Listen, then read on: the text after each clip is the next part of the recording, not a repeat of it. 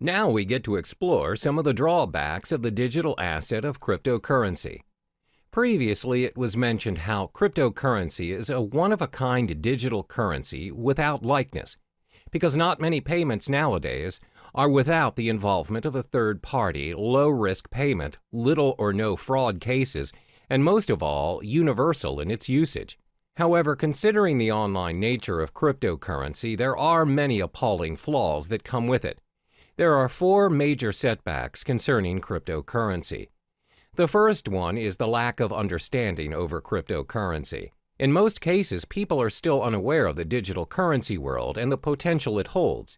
This is very similar to when the usage of credit cards first became available, and the reception towards them was fairly similar to that of cryptocurrency.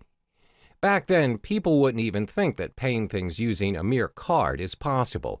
What's more, using a whole new digital currency. Because it is different and it doesn't involve cash directly, people shy away from it and constantly doubt its effectiveness. Additionally, it involves online access to make it work. The idea of paying for things or transferring money online is convenient to some, but most are still skeptical about it. In order to make cryptocurrency acceptable around us, the people need to be educated about it to be able to include it in their daily lives.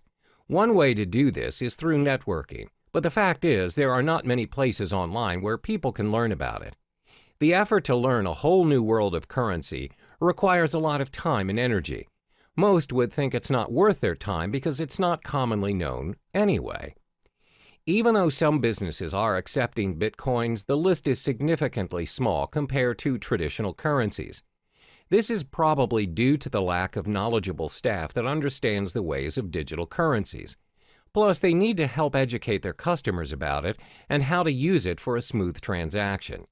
This again will take a longer time and effort to teach others. Another drawback of cryptocurrency would be its lack of protection and guarantee. In the case of traditional currency, there's a central bank that governs the authority on every nation's money. No higher authority can suddenly decide that they no longer want to use their country's currency to trade without protest and rejection. There are proceedings to follow, documents to file, approvals, and many other protocols to follow. However, that's not the case with our digital currency. There is no central bank who governs Bitcoin, which means no one can guarantee its minimum valuation. The value of Bitcoin, for example, will fall tremendously should a major group of merchants decide to just discard Bitcoins and leave the system.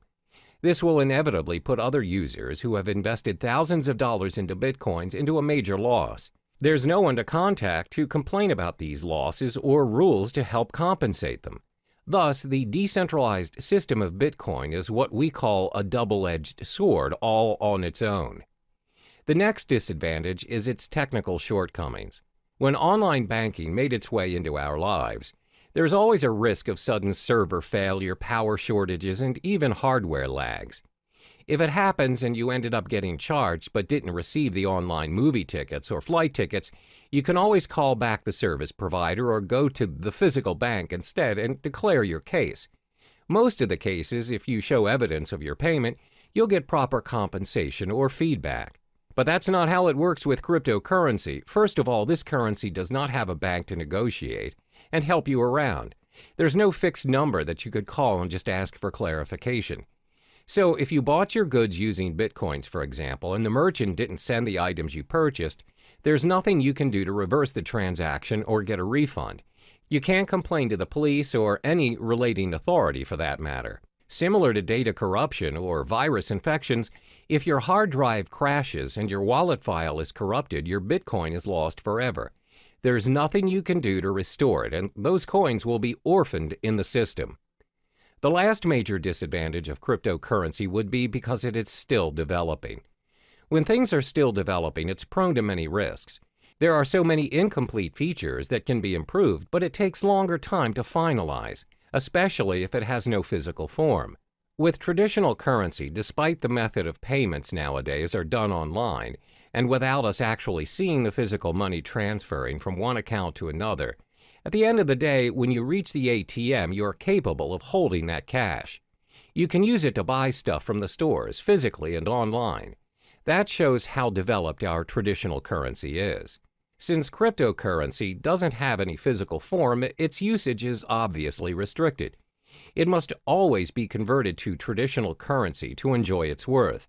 According to studies, there was a time when there was a proposition to store Bitcoin wallet information on cards. However, there is no consensus nor continuation of the proposal. Most probable reason would be because merchants find it unfeasible to support all the cryptocurrency cards. There's no system for an immediate payment using the cards. Thus, users are forced to convert it into real money anyway. As you can see, there are 4 disadvantages of cryptocurrency. There is a lack of understanding towards this digital currency, plus there's a minimum protection and guarantee when using it. Because it's mostly operating online, it's bound to experience all kinds of technical flaws, and it's still developing. The world of cryptocurrency is relatively new to some people, and it can be difficult to understand, because nobody really knows what currencies will or can be adopted and at what scale. So in the next chapter, we'll talk about what the future holds for cryptocurrency.